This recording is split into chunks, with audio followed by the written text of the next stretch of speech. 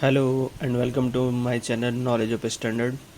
आज मैं आपको चैनल पे बताने जा रहा हूँ प्रॉब्लम सॉल्विंग के बारे में, जिसका 2 वीडियो बनेगा क्योंकि ये काफ़ी लॉन्ग प्रोसेस हो सकती है जो आप लोगों को समझने में टाइम टेकिंग हो सकता है और वीडियो भी लॉन्ग बन सकता है। इसलिए मैंने इसको 2 पार्ट में बनाया है। तो जैसा कि आप लोग स्क्रीन पे दिख रहा होगा, चलिए इसको समझते हैं कि प्रॉब्लम सॉल्विंग होता क्या है और इसको किस तरीके से आपके डिफेक्ट को और आपके प्रॉब्लम्स को रूट कॉज के अनुसार सॉल्व करने में आपकी हेल्प करता है। ये फर्स्ट पिक्चर है। जैसे कि यहाँ पर आपको इस पिक्चर से कुछ ना कुछ कॉन्सेप्ट आपको दिख रहा होगा कि इस प्रॉब्लम सॉल्विंग के मेथड को किस तरीके से ये शो कर रहा है कि प्रॉब्लम्स, उसके क्या क्या काउजेज़ कहाँ कहाँ हो सकते हैं, उसके सिम्टम्स कहाँ हमें दिख सकते हैं, जो कि एक ग्राफिकल व्यू में आप लोगों को एक विजुअलाइज अच्छे तरीके से दिख रहा होगा। उसके रूट कॉज हो सकते हैं, उसके क्या एनालिसिस हो सकते हैं, ये सारे चीज़ों को मैं आपको स्टेप बाय स्टेप आज बताने वाला हूँ। तो चलिए स्टार्ट करते हैं कि प्रोसीजर या स्टेप बोल लीजिए कि प्रॉब्लम सॉल्विंग के क्या क्या हो सकते हैं। तो प्रॉब्लम सॉल्विंग को जानने के पहले हम समझेंगे कि प्रॉब्लम होता क्या है। प्रॉब्लम वो चीज़ हो गया कि जो कस्टमर की रिक्वायरमेंट को मीट ना कर रहा हो हमारे क्वालिटी एस्पेक्ट के अनुसार, या फिर जो कस्टमर की डिमांड है या फिर उसके स्टैंडर्ड है या रेफरेंस है उसके अकॉर्डिंग नहीं मीट कर रहा है, तो वो हमारे लिए एक प्रॉब्लम बन जाती है। तो उस प्रॉब्लम को सॉल्व करने के क्या क्या स्टेप हो सकते हैं जो कि उसके जड़ से उस प्रॉब्लम्स को ख़त्म करके हमें एक इम्प्रूवमेंट लेवल पे ले जा करके अपने आप को स्टैंडर्ड करना चाहिए। समझते हैं प्रोसीजर ऑफ प्रॉब्लम सॉल्विंग को। फर्स्ट इसके 7 स्टेप्स हैं जो कि हम आज बताएंगे आपको। 7 में से आज मैं आपको 3 स्टेप्स के बारे में बताऊंगा पार्ट 1 में, बाकी के जो रेस्ट 4 स्टेप्स है वो आपको पार्ट 2 में देखने को मिल जाएगा। तो फर्स्ट स्टेप को समझते हैं कि डेफिनेशन क्या करना है हमें। डेफिनेशन में हमें करना है कि प्रॉब्लम को डिफ़ाइन करना है, जो कि आपके ऑर्गेनाइजेशन में या आपके इन हाउस में जो प्रॉब्लम्स चल रही है रेगुलर बेस पे, या फिर हमें किस प्रॉब्लम पर एक्शन लेना है, किस चीज़ पे एक्शन लेना है, उसको हम डिफ़ाइन करेंगे, उसको सामने लेकर के आएंगे कि ये हमारे लिए प्रॉब्लम है, इसका सॉल्यूशन निकालना है। उसके बाद दूसरा स्टेप है ऑब्जर्वेशन। हमें उस प्रॉब्लम्स को इन्वेस्टिगेट करना है कि उस प्रॉब्लम किस प्रकार का वो प्रॉब्लम है, हमें उसके अंदर क्या क्या चीज़ों का ध्यान देना चाहिए और किस किस तरीके से ये प्रॉब्लम जनरेट हो रही है, वो हमें ऑब्जर्वेशन से पता चल जाएगा। थर्ड हमारा पार्ट है एनालिसिस पार्ट में हम उस प्रॉब्लम्स के रूट कॉज को उसको फाइंड करेंगे कि उसके रूट कॉज क्या है, मतलब उसके मेन कारण क्या है और उनके क्या क्या हम उस पर एक्शन ले सकते हैं, जो कि हमारा चौथा स्टेप्स है। उसमें हम क्या करेंगे कि इम्प्लीमेंट करेंगे रेमेडीज़ को, मतलब उसके सॉल्यूशंस क्या हो सकते हैं उसको। उसके बाद हम उसे क्या एक्शन लेना है वो हो गया। काउंटर मेजर्स, करेक्टिव एक्शंस या प्रिवेंटिव एक्शंस, जो भी इन पे हमें लिया जाता है वो लेंगे। ठीक है। पांचवा स्टेप हमारा है चेक क्या करेंगे।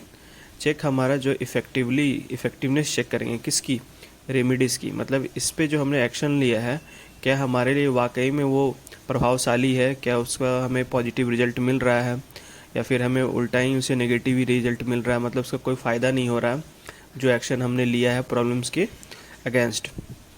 ठीक है। तो चेक में हम क्या करेंगे, इफ़ेक्टिवनेस चेक करेंगे। अगर हमारा रिजल्ट पॉजिटिव वे में चल रहा है, हमें कुछ बेटर रिजल्ट मिलता है, तो उसको हम क्या करेंगे, स्टैंडर्डाइज करेंगे। स्टैंडर्डाइजेशन मतलब उसके जो लेवल पे जो हमने उसके सॉल्यूशंस निकाले हैं उसको हॉरिजेंटली अदर्स पे भी इफ़ेक्ट अप्लाई करेंगे, ताकि वो जो है अदर पे जो प्रॉब्लम्स है वो ना आए। एसओपीज़ हो गए, ट्रेनिंग्स हो गए, इन चीज़ों पर भी वर्क करेंगे और स्टैंडर्ड सेट करेंगे जो कि प्रॉब्लम्स के लिए बेहतर हो सके। लास्ट हमारा है कंक्लूज़न ये निकल के आएगा कि हम जो प्रॉब्लम सॉल्विंग के जो टोटल प्लान है हमारा उसके रिव्यू करेंगे, या फिर हमने जो भी एक्शंस लिए हैं, जो भी हमने प्लान सेट किया है, जो भी एनालिसिस किया है, उनको पूरे प्रोसेस को रिव्यू करके उस पर हम ऐसा कुछ फ्यूचर प्लान सेट करेंगे ताकि हमें नेक्स्ट में ये प्रॉब्लम अदर में भी कंपोनेंट या अदर पार्ट्स में रिपीट ना हो ये चीज़, उसके लिए वो पहले से ही हम तैयारी कर लेंगे। ठीक है। तो ये आप लोगों को 1 to 7 step I hope clear समझ में आया होगा। आगे मैं आप लोगों को डिटेल में समझाता हूँ कि इनके किस तरीके से और क्या क्या टूल से एक्शन लिया जाता है। सो चलिए स्टार्ट करते हैं आइडेंटिफिकेशन और डेफिनेशन ऑफ प्रॉब्लम के लिए। इसमें हम किस तरीके से आइडेंटिफाई करेंगे। पहला पॉइंट है data of experimentally 20 to 24 weeks और 4 to 6 वीक्स रूटीन प्रॉब्लम्स। हम अपने कंपनी में जो भी वर्क कर रहे हैं उसमें हम जो मंथली जो हमारा डाटा निकल के आता है उसके लिए हम 3 से 4 महीने या 6 महीने का जो डाटा होता है उसको कलेक्ट करेंगे फर्स्ट में। ठीक है, डाटा हमारा ग्राफिकली भी हो सकता है, बार चार्ट के थ्रू हो सकता है, जैसे भी हो सकता है, जो कि आप यहाँ पे ट्रेंड लाइन में देख रहे हैं कि ग्राफिकली आपको अच्छे तरीके से विजुअल हो जाएगा। अब उसके बाद क्या करेंगे कि हम इसको क्वांटिटेटिवली डाटा चाहिए, मतलब हम कोई हाइपोथेसिस डाटा नहीं लेंगे। हमें लेना क्या है कि जिसका कुछ बेस ये नंबर्स में हो। ठीक है, जैसे कि कंपनीज में रिजेक्शंस होते हैं पीपीएम में कैलकुलेट होते हैं मैक्सिमम कंपनीज में, तो पीपीएम में ही हम ज़्यादातर लेके चलेंगे कि किस तरीके से हमारा अभी करंट का सिचुएशन चल रहा है कंपनी के रिजेक्शन को लेकर के या प्रॉब्लम्स को लेकर के। ठीक है, तो उसके हम क्या करेंगे, अभी करंट में हम उसका पहले बेसलाइन सेट कर लेंगे और उसका टारगेट सेट कर लेंगे। बेसलाइन हमारा क्या हो जाएगा, 6 मंथ का जो करंट जो प्रेजेंट लेवल होगा वो हमें बता देगा कि आपका करंट सिचुएशन क्या है रिजेक्शन का, या फिर आप किस जगह पर लेवल खड़े हो, आपकी पीपीएम क्या है 6 मंथ की एवरेज पीपीएम, वो आपका बेसलाइन सेट हो जाएगा वहाँ पे, वो बेसलाइन आपको शो कर देगा। उसके बाद हमें क्या करना है, हमें किसी को ब्लेम नहीं करना है और कॉजेज और उसको डायरेक्टली हमें ये नहीं किसी से लेना है कि ये इसका सॉल्यूशन हो सकता है, ये इसका सॉल्यूशन है। हमें उसे टोटली डाटा बेस पर एनालिसिस करके उसका एक्शन लेना है और उसको इम्प्रूव करना है। ठीक है, तो आगे हम क्या करेंगे कि उसका एक टारगेट सेट करेंगे, जितना भी आपके लिए कैपेबल हो, कितनी परसेंट या 0.5% या 1%, जितना भी आपको लगे कि आप इतना ट्राई करने की कोशिश कर सकते हैं। ठीक है, ये नहीं कि एक की जगह आप सीधा 0.05 पे ले आए, वैसा कुछ नहीं हो पाएगा। सडन में एक स्टेप पे धीरे धीरे करके ये चीज़ें होती है। ठीक है, आगे समझते हैं और कैसे कर सकते हैं कि जैसे हम कई जगह देखते हैं कि प्रॉब्लम्स क्या है कि 2-3 मल्टीपल प्रॉब्लम्स होती हैं, तो एक से ज़्यादा कई प्रॉब्लम्स होते हैं, एक से ज़्यादा कई जगह के डिफरेंट टाइप्स के प्रॉब्लम्स होते हैं। उस जगह हम क्या यूज करेंगे, पैरोटा चार्ट। पैरोटा चार्ट क्या है, आप मेरे वीडियोस में लिंक में जा करके देख सकेंगे, वहाँ पे आपको पैरेटो चार्ट के बारे में डिटेल में समझ में आ जाएगा। सो पैरेटो चार्ट हमारा क्या करेगा, प्रायोरिटाइज कर देगा कि हमें फर्स्ट कितने 80% प्रॉब्लम्स पे वर्क करना है। ठीक है, इसके अनुसार हम 6 मंथ के डाटा से कलेक्ट करके ये चीज़ें कर सकते हैं।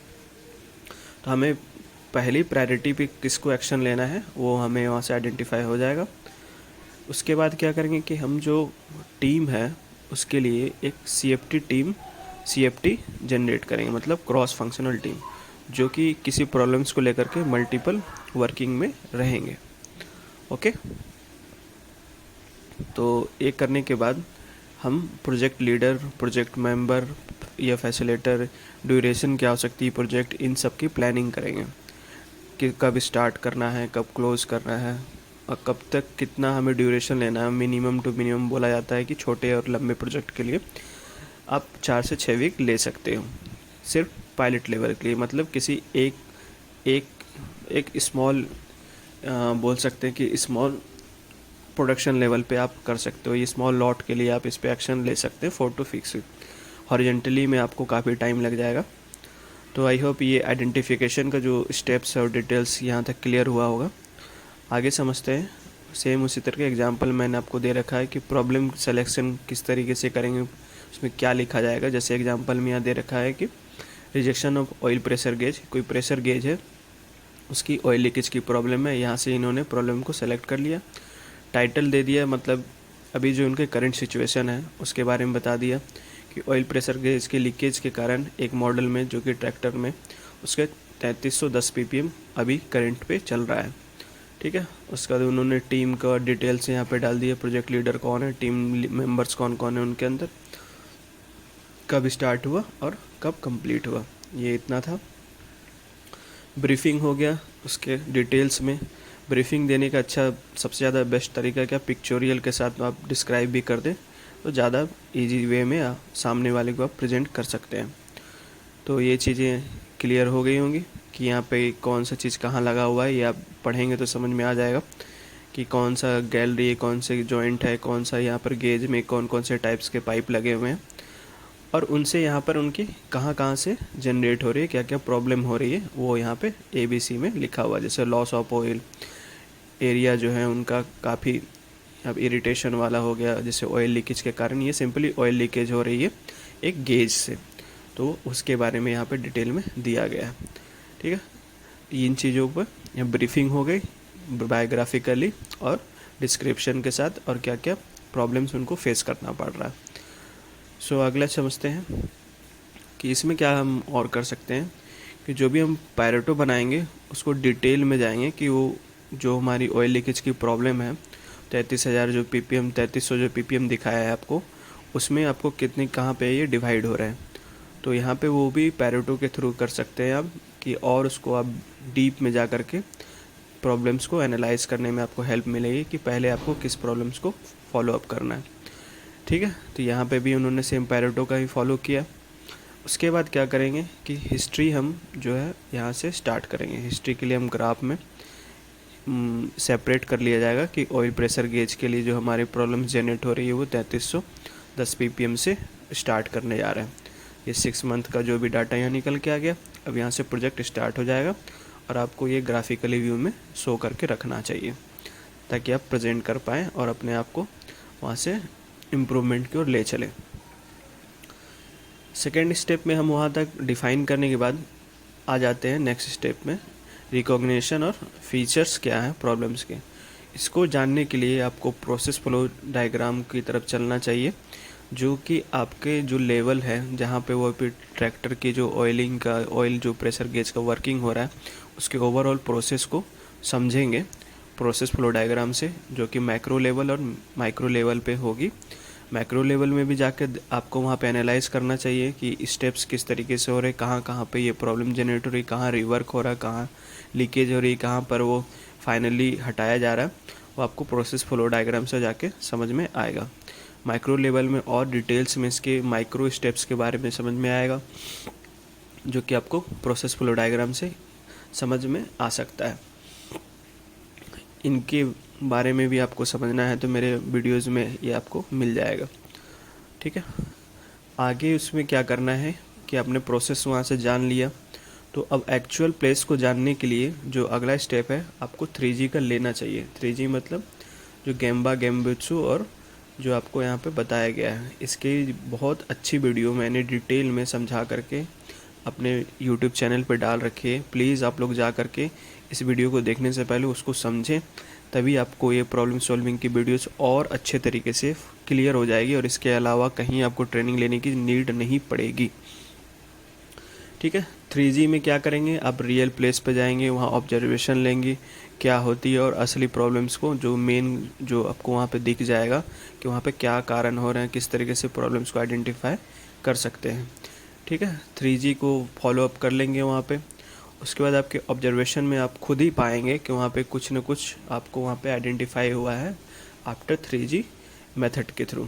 क्या वहाँ पे जो मिला वहाँ ऑब्जर्वेशन उसके कुछ एग्जांपल्स हैं, कोई लिंकअप मत रखिएगा, लेकिन आपको ये समझाने के लिए मैं दे रखा हूँ कि जैसे वहाँ पे जो ऑब्जर्व किए उन जो भी वहाँ पे क्वालिटी हो या फिर जो भी CFT टीम है उन्होंने देखा कि यहाँ पर 14 लीकेज पाए गए हैं फ्रॉम फील्ड से और 6 केसेस पाए गए हैं इन हाउस, मतलब जहाँ पे सॉफ्ट फ्लोर है वहाँ पे 14 लीकेज हुई हैं और जो 6 केस है वो इनके इन हाउस में मिली गई।